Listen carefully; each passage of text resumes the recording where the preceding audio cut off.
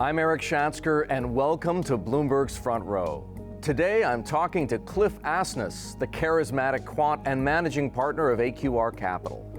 Cliff is one of the giants of systematic investing, but AQR has struggled lately, and assets have dropped by close to $100 billion.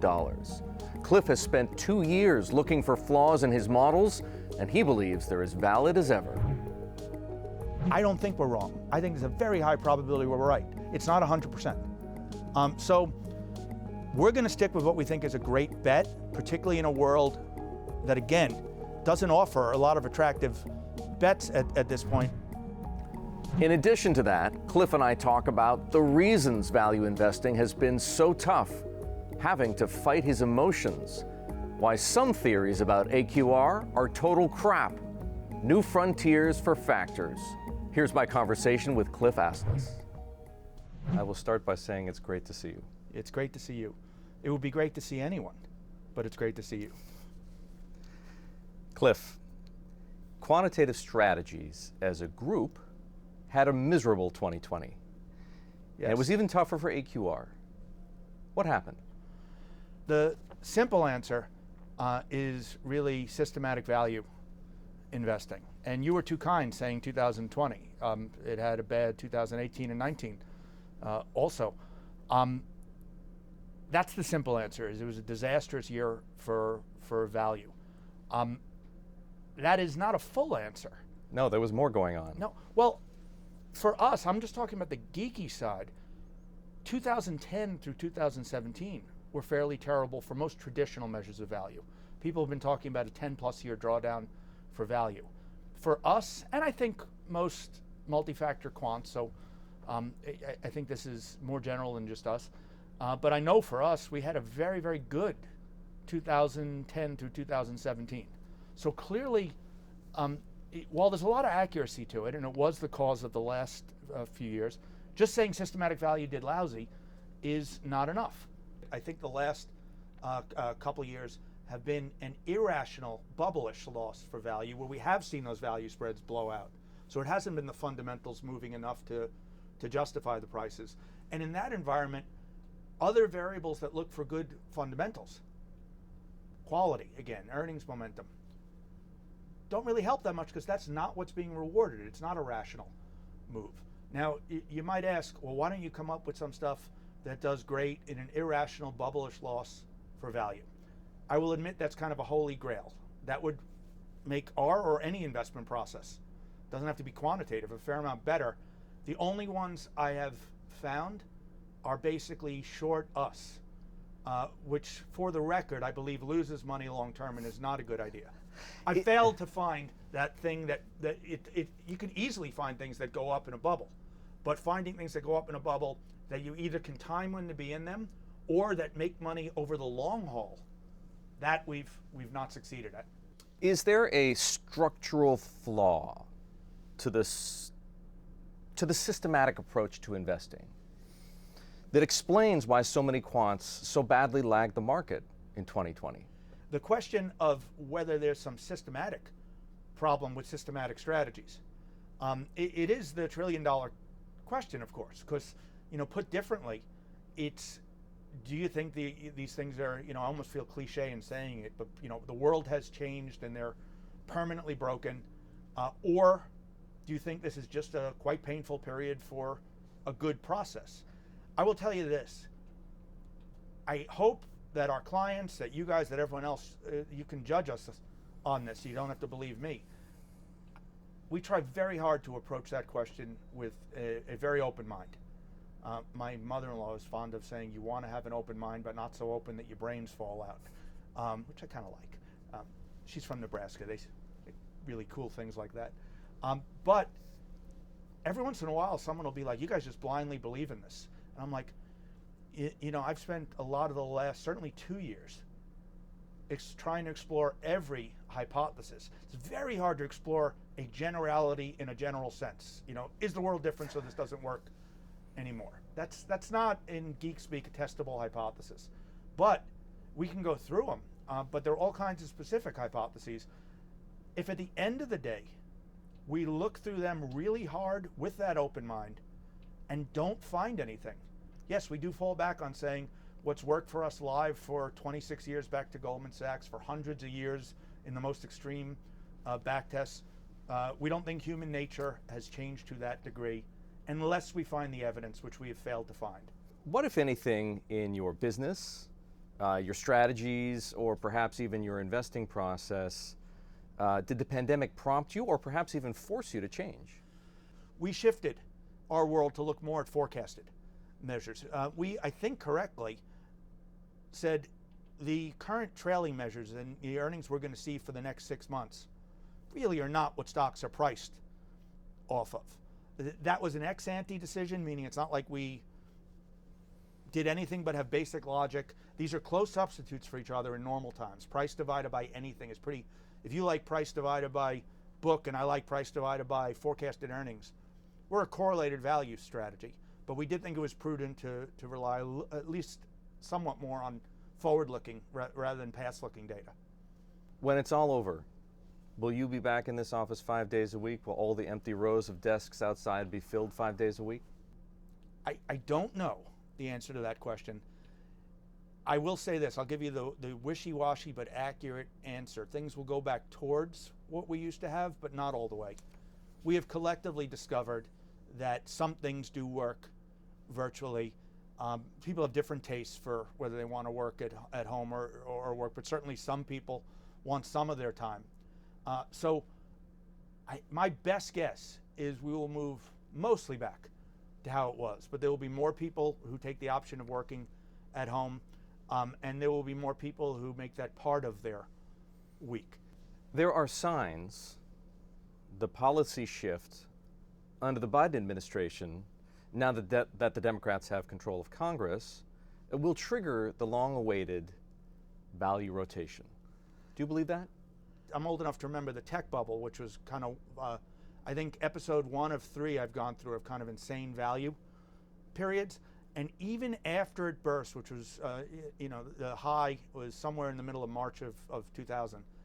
I look back, I don't really know what the catalyst was. People have theories, famously, there was a business periodical that had a cover story on the burn rate at .coms, and it was a very dramatic cover with flames going up. But I've never liked that explanation because that burn rate was high for 3 years and they were always able to refinance it. So why couldn't they do it the next time? I don't think you have to call turning points. I think you take bets that you think work on average and you stick with them, with maybe the sinning of a drop. But I am very cynical people can. Though I will say, if the Biden administration with the Senate does create a multi-year resurgence in value investing, I'm a Democrat. What would you call yourself today? Disgusted libertarian Republican. You said not to date our talk. It's very hard not to reference the craziness that's going on right now. It's true. It's true. Even if it isn't a policy shift, even if it has nothing to do with the shift, the change in administration per se, does the mere fact that the value spread has widened this far suggest that the day it narrows must, by definition, be that much sooner? Sometimes I defend value so much, even I forget I don't really give a darn about value. I give a darn about making the clients money. It's correlated, but I wasn't upset 2010 to 2017 because of value. I was just a happy man. Some of the people who listen to me daily might dispute that I was a happy man through those 7-8 years. But again, I do think the odds are much better, particularly over modest length holding periods. Anything north of a year, I almost said I would bet a lot of money on value. I believe I am. So that's not just hypothetical. But the short answer to your question, I never give the short answer, but sometimes I end with it, is yes, I think the odds are much better, but they never get to an arbitrage. This is investing. Are they better enough that you would tilt more to value? I have been thinking about it. It is a tough call. People tend to think of quants as cold, unemotional beings, Vulcans, as you're fond of saying. I am. Who robotically rationalize away bad results. You're no Vulcan. Oh no. So if you're not Yeah. a cold, unemotional being, a Vulcan, do you struggle with underperformance, with losing clients, with having to fire colleagues? Yeah. I don't, first of all, I won't speak just for me. There are two levels of non-Vulcanness to me. There's the good part and the bad part. The good part is I care about all these things. It's funny, every once in a while you have a client who says, well, you've made X amount of dollars, why do you care? I'm like, because I believe in this, because I care about the people who've invested with us and have believe in us. I care about our people desperately. So if anyone's a Vulcan about that stuff, I don't want to hang out with that person. I also get short-term emotional, and I've written a lot about this. I haven't done this in quite a few years, but there were rumors that I punched a few screens in my life. There is a difference between feeling emotion, acting emotional, and actually letting it affect the investment process. I am very proud of the fact that as much as I can hate losing people money to the point that in my distant past I would harm electronics, I don't think anyone at AQR will tell you he came in one day and made a change because he was angry or in a bad mood. If anything, Quant doesn't mean you're a Vulcan. Quant does mean you run the process like you're a Vulcan. And that creates some internal tension. If you are subject to emotion, you got to fight that. But haven't done much very well in the last few years, but I've done that very well, I think. Have those emotions been difficult to manage? Have I been in a bad mood about this? For about 2 years. First, 6 months, you think it's a blip. I'm usually okay on the weekends, but during the week we have a job where there's a market open almost all the time. I do look at them too often, and my wife and I have had quite a few discussions. She's like, you can't control these things, right? You don't, the same Vulcan question, you don't make changes. I'm like, not really. And you will be called if there's some giant event you need to respond to. I'm like, of course I will. Then why are you sitting here at 11 watching the Japanese market? And I'm like, I don't know how I could not. And I've gotten somewhat better about that stuff, but I won't lie, it's hard. So at an intellectual level, you're still certain that the models work? Certain enough? Certain enough. I was going to correct you. We are never certain. It is Certain. intellectually dishonest to say you're certain. In fact, there's statisticians have a characteristic that they're made fun of occasionally, that they never say anything with certainty. They say the probability we're wrong is X. So they're right to say it that way, but it does come off a little wimpy. We'll translate it as certain enough. Yeah, absolutely. And again, not for blind faith reasons, for critical self-examination reasons. I know you realize that doing the same thing over and over again, but expecting different results, is one definition of insanity. I know. And I'm not accusing you No, it's okay. of being insane, but at what point, there has to be a point at somewhere, if it's not today, in the future, that you conclude something's broken, or at the very least not working. I don't want to scare anyone, but the amount of returns that it would take to take the very long-term evidence that these factors work on average and wipe them out is way worse than we've seen. That is not a prediction that we're going to see way worse. But no, when you have 50 to 200 years of data, even at, in the prior few years, were much better than normal. So it can't be just data, and data is often somewhat backwards, again, because of those 3 to 5 year horizon things. But I'm absolutely wide open to stopping doing some things or everything if I see a different kind of evidence. If suddenly I saw these things I love to look at, the value spreads, if cheap versus expensive have averaged anywhere between 3 and 12 times more. The expensive guys are 3 to 12 times more. Forget the scale, forget how I'm doing it. If suddenly they were 1.25 times more expensive, that was the whole gap between cheap and expensive, and we've never seen that before, and it stayed there. Then I think it's time to go, look, if there was an inefficiency here, people have figured it out. It's gone. If our trading costs quadrupled because markets got very thin or way too many people were doing it and trying to trade at the same time, and that would seriously erode our edge. Strategies that depend on acting quickly are the ones that are maybe most susceptible to going away. You know, buying after the announcement kind of thing. You have to be the most open-minded on those. Value is a much slower strategy. But the bottom line is it would take way too many returns to be practical. I don't think this will happen. I think we're going to have a grand comeback. But if we need enough returns to show us that the last 50 to 200 years are not true, I'll be running only my money. And maybe yours, Erik. I mean, maybe I'll convince you to come along. In theory, Cliff, the best time to invest in a factor, or for that matter, in just about anything else, is the moment of peak capitulation. Yeah.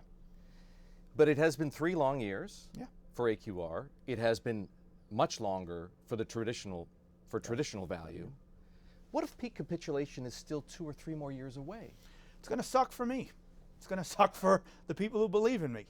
I think that you've talked about it. I think the odds of that get lower and lower. When you're presented, the crazier prices get, obviously never tell you it's tomorrow, it's going to change. It's next month, it's going to change. But I think we don't ever try to sell a sure thing. And we're not asking, and I wouldn't recommend or probably wouldn't even accept someone to put 100% of their money, their whole nest egg in value investing. Because I don't think we're wrong. I think there's a very high probability we're right. It's not 100%. So we're going to stick with what we think is a great bet, particularly in a world that, again, doesn't offer a lot of attractive bets at this point. Is this the most irrational market you've ever seen? You know, I default to my friend the value spread. It's tied. It's a little different. Every episode is different. In the tech bubble, it was everything again. Lots of stocks were expensive, but it was more of an industry effect. Mm-hmm. There's a reason we called it the tech bubble. Tech was not the only thing. The value was crushed within almost every industry we looked at back then. But tech was certainly the deserved poster child. And the value spread between cheap and expensive was considerably wider when you allowed an industry bet than when you constrain that. Value is doing its traditional fighting of quality. You can find plenty of companies that are cheap and are better quality. Mm-hmm. It's not something that I pine for. But you don't have that level of irrationality. But you do have the fact that you don't have to take an industry bet at all to get kind of, at least compared to history, maximum value spreads. It is occurring everywhere. So in that sense, you could take a more diversified bet, which should be more powerful when it starts to come back. So I think it's kind of a push. I call it tied for the most irrational ever. You're not the only person trying to understand why AQR's performance has struggled. Many of your competitors and your clients have developed theories of their own. Here's one. Cliff is a victim of his own evangelical success. A decade ago, nobody was talking about factors. Now every investor, every serious investor, knows exactly what his or her factor exposure is. And it's the ubiquity of factors that is making them unstable, and it's why correlations are breaking down. What do you say? I say that is the most positively phrased insult I've gotten in weeks. But this isn't about factors. It's about factors for me, but it's about value investing getting killed and people not caring about quality.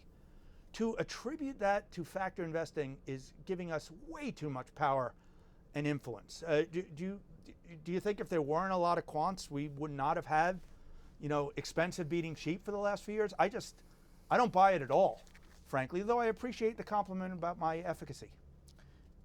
Here's another. Factor design is outdated. Value in particular is based largely on accounting metrics that don't capture the shift in economic output from manufacturing to services. What do you say? There's a grain of truth to some of that. Whenever something has had a really bad period, the explanations will come out of the woodwork. You have to take them seriously. You can't be that dismissive kind of, I believe because I believe. You have to take them seriously and investigate them. But you do have to realize that you will hear every explanation in the world for why it was obvious this was going to happen. Most of the time they were not saying it 3 years ago. And they will sound far more plausible to all of our ears than they would. Imagine 3 years ago, someone came and said, Quant doesn't work anymore, when it had done this. And I was able to go, well, value lost and we still did well. I'd have been wrong about the next 3 years, but everyone would have believed me. Here's another one of those theories to try and explain what's been going on. Sure. This time really is different. Well, every theory starts with that. Because of macro factors, such as structural disinflation and the paradigm shift in monetary policy. What do you say? I have colleagues who've written on this. I plan on writing something on this. Let me tell you the argument as I see it. Here's the plausible part of the argument. Low interest rates means distant cash flows are valued more. Mm-hmm. Therefore, it is plausible that if value companies are the classic cash cow now, but limited growth opportunities, and it's in the name, growth stocks. So if those are more about the future, lower interest rates could rationally raise their value. You might be surprised at this, but we have a number of retorts to that argument. One, when you look at the theoretical numbers, they're just not close to enough. If it's a rational interest rate effect, it's not close to enough. People hate those answers, by the way. The answers that are, well, it's directionally possible, but it's not close to enough. People like either it's impossible or it explains all of it. This, yeah, they might explain a little bit, but it's just not what's going on.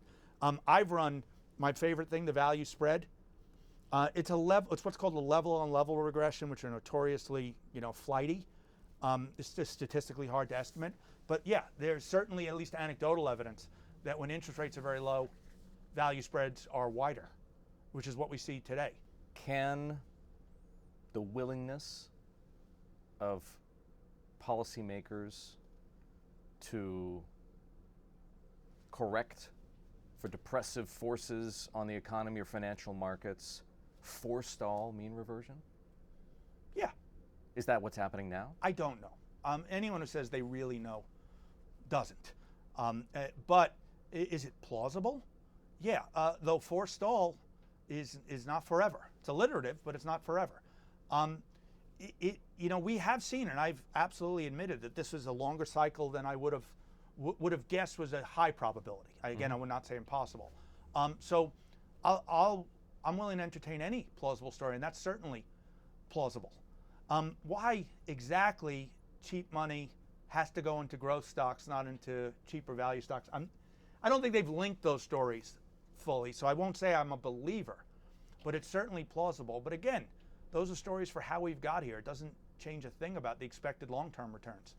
It might change the timing. It might make it harder to stick with. And I think those of us who can stick with it will be well rewarded for it, but we would not be so rewarded or not given such an opportunity long-term if it wasn't excruciating at times. It is a paradox we can't solve. Creating the strategy that doesn't send us up a wall for a few years at a time is inconsistent with a strategy that lasts over the long term. Not all of your clients have the same degree of patience. Many do, and I'm thankful for it, but certainly not all. Again, this is the business we have chosen. Money follows performance. Here's a theory, Cliff, you might bristle at. Because the other ones were really softballs. AQR became too big. Unwieldy, not nimble enough, too obsessed with writing academic papers, took its eye off the ball, didn't innovate enough, couldn't evolve. What do you say? I say that is total crap, and I would like the name of the person who gave you that or not. I'm kidding. I know you're not going to give me the name. But it is total crap. First of all, we're completely honest that a fair amount of what we do are factors that not just we've published on. It's not like, every once in a while people act like we can move the whole world. We've written a lot and maybe more than our share, but we are far from the majority of things written on this. We, as I mentioned before, simple price to book kind of value has done a fair amount better than things we think are better and things we think are better for the long term. Adjusting for the industry bet, not taking an industry bet, helped a lot for the first 7 years of values drawdown, has hurt a lot over 3 years. We have tons of other things. One of the problems when people tell you don't innovate is the thing, obviously I'll talk about a lot publicly, but I will not talk about innovations that I think are relatively unique to us, unique or relatively unique to us. I am maybe too open about what we do, but I'm not crazy. And we spend our lives trying to make these models better. The only truth behind that relatively nasty question, I still want to know who said that, is a big part of what we do, though, are the simple, straightforward, we believe these things will work over the long term. I'm not a fan of using simple price to book. But if you told me that's all I'm allowed to do, I'd put less money in it than I would put in what I hope it's a more sophisticated. But I'd put some money in it, and every single person on earth in investing knows about it. So I both dispute that we haven't innovated, but also dispute the premise that there are many things, it's not like what we do has been arbitraged away. What we do is hated right now. Innovation is great, we pursue it all the time, but that is simply not what's going on. Because I spend a fair amount of my time, I think accurately, but still confusingly, defending the basic strategies people know about that aren't what you're talking about. And I do that honestly because I believe in them and I have my own money in them, and I think, people who think basic value is not going to work when it's super cheap and has worked long term and no story holds up for why it's not going to work are just fitting the recent past. So I'll spend most of my time defending that, and it has been what's been hurting us. I will say, broadly speaking, I think we do both, but there are two ends of the quantitative spectrum. Factorless, those are often, again, based on access to data people don't have, higher frequency strategies. They're lower capacity. They're really much lower capacity. Value can be done on more than this as a group, can be done on trillions of dollars. And if the edge is there, which I firmly believe it is, small edge, but long-term accumulates to a lot, being able to move the dial for investors, pension plans, foundations, endowments on a lot of money, people overdo the competition for Sharpe. Your contribution to your investor is some kind of idea of risk-adjusted return times capacity. A super high risk-adjusted return, again, to take the extreme that you keep for yourself, really doesn't help your clients very much. A super high Sharpe ratio that you could do in a relatively tiny amount of dollars doesn't help your clients that much. So I unapologetically say we do both, but it is a misnomer, perhaps a common one and perhaps one I've contributed to, but it is a misnomer to think that we're not constantly looking at the same things. AQR was fabulously profitable. In 2017, it generated $800 million of earnings on $1.3 billion of revenue. Okay. And I know underperformance hasn't been good for business. No. You've lost It rarely is. 40% thereabouts of your assets, equivalent to some $100 billion. How are you managing that as the managing partner? You try to do it with humanity, but you also have to do the right thing for the business and your clients. That's a constant balance. Someone's a liar if they say it's easy to manage, even if you think it's short term and even if you think you'll roar back. It's not easy, but it's the job occasionally. What are some of the toughest decisions you've had to make? The toughest decisions are always employee retention. In our business, you have to grow. If you're growing fast, a terrible sin is to not have enough people or resources to run the assets you have. You have to stay ahead of that curve. It's connected to the fact that I've said in our industry, I think money follows performance too much. And again, I said this in very good times for us. This is not an excuse. You put those two together, it means everyone in asset management, virtually anyone, if it's a non-trivial bad period, tends to have to shrink. And that's the human side of that. Is just hard. There are people who you've worked with a long time, or you care about, and you try to be as generous and as good as you can. But to look at you and say that you'd be some kind of psychopath if that wasn't hard. You have about 800 employees at the moment. Is that the right size? And most of them are my personal assistants. I need about 600-700 just to manage the day-to-day. Yeah, I think it is the right size for where we are. If we come roaring back, I don't think we'll instantly add back, but I think we will grow again. And if your scenario, which I hate, don't believe in, and don't think will occur, that we have another 3 years like this, yeah, we'll be a lot smaller. Predictions are hard, especially about the future. It's one of my favorite quotes. I don't know who said it. But I think we have the right number for plausible scenarios going forward. But extremes, which again I think are weighted to the good side, but are not only on the good side, they would entail a change. I interpret that as meaning because you have confidence in the future, it's okay to operate at lower margins for the moment. That is absolutely true. Speaking personally, no one's going to cry for me. I've done well over time, but I'm perfectly fine making nothing for a bunch of years. That's long-term greed, not short-term greed. I'm not pretending I'm charitable about this. I'm so convinced it will work. Are you still able to invest as much in whatever you feel necessary, hire expensive talent, devote as many, and if not as many, the same percentage of man hours to research, say, as you were able? Almost. Again, I'd be a liar if I said fully. I can't tell you that we've spent a ton of time trying to verify for ourselves with an open mind that these strategies aren't broken for some reason, and then tell you that that time was actually not spent, but actually we were full-time. And I'm very leery whenever I see kind of corporate interviews of people who kind of only want to say positive things. So I want to be honest. It's certainly, to call it a distraction is too dismissive. It's something you absolutely have to do. You have to have an open mind that you might be wrong.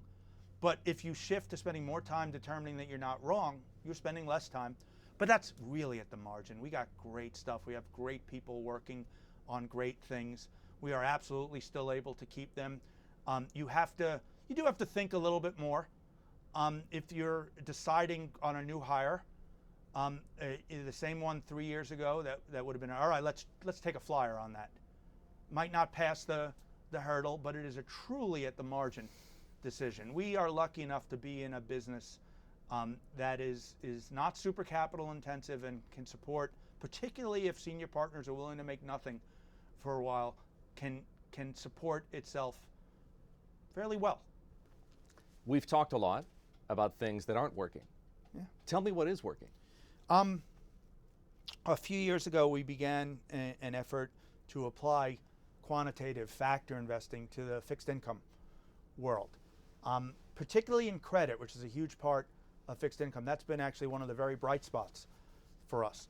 Now, what's intellectually interesting is philosophically, what we do there is not dramatically different. We're looking for cheap, high quality things.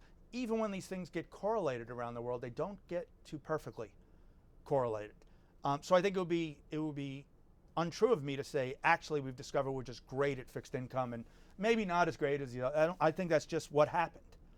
But it is more diversification to any client who would put, instead of all of it in one, to spread it out across to add value. We're big cynics about active fixed income in general. There's this general accepted wisdom that, yeah, equities are really hard to add alpha in, but fixed income is easy.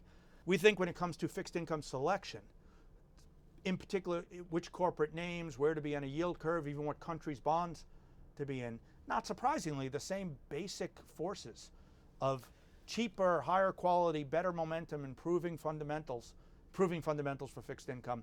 For credit, it's improving fundamentals. I know you're no crypto enthusiast. Let's I'm say not that. a cynic. I've managed to learn very little about crypto. I know it goes up every day. The reason I introduce it is that I know quants who say Bitcoin is just simply impossible to ignore now. It's too big. And they're actively trying to build models that work in the crypto sphere. Good luck to them. You can trade anything as a trend follower. And we have not done this, and ex post would have been great because we would have been long it. But you could just, trend following in its simplest form is just price. So if you can't mix that with other things, there's a limited amount of risk. Trend following alone is not a super high sharp strategy, particularly for one asset. But that is certainly open. A quant who focuses on trend following and says, I'm adding Bitcoin. If that's what you're doing, you're never trying to figure out truth. You're just following trends. Again, I don't even know enough to say this with confidence, but I will still say I'm somewhat cynical that someone's going to come up with a really good valuation model for what the right price of Bitcoin is. It's certainly not how it's been trading. It's been trading as a trend thing. To overuse the word, I think quants doing that are a little trendier than I want to be. I once described you as a fount of Twitter rage. I've been much better. The reality is you're still out there. Yeah. Something of an enfant terrible. You're See, I knew you knew French when I asked you for French before. Venting frustration with media bias. You're skewering the intellectually lazy. You're picking fights over politics on Twitter. Oh, in both directions. Why? I'm passionate about it. Is it good for business? No. One thing about Twitter that sucks me in, there are great discussions. They call them the FinTwit community, financial Twitter.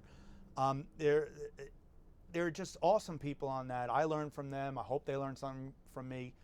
And then you'll see, not to date this whole thing, but Mr. Trump say something crazy that'll get me a little mad. And it's just too easy to make a comment. But I tend to be a free marketer, but decidedly not a Trumper. So if I do talk politics, I'm fighting with everyone these days. It feels very lonely to have that set of positions in the current world. And I do it, I still do it, but I think I do it less and I get less upset. You grew up with comic books? I did. You're a fan of Marvel superheroes? I am. DC too, just not as much. If you could be one, oh God, which one would it be? Let's see. I'm more of a Marvel guy, but it's pretty undeniable Superman has the best set of powers. Superman, when he needed to move the Earth 3 inches to the left to solve a problem, which is also, by the way, why I would take Superman's powers if I had to choose. The Marvel superheroes, Spider-Man had a book report due, and he had to capture the Vulture, but then he couldn't do his book report. He had romantic problems. It was real life. Though, if I had one superpower now, goosing value might be the one I would choose. On that note, Cliff, thank you. Thanks, Erik. This was fun.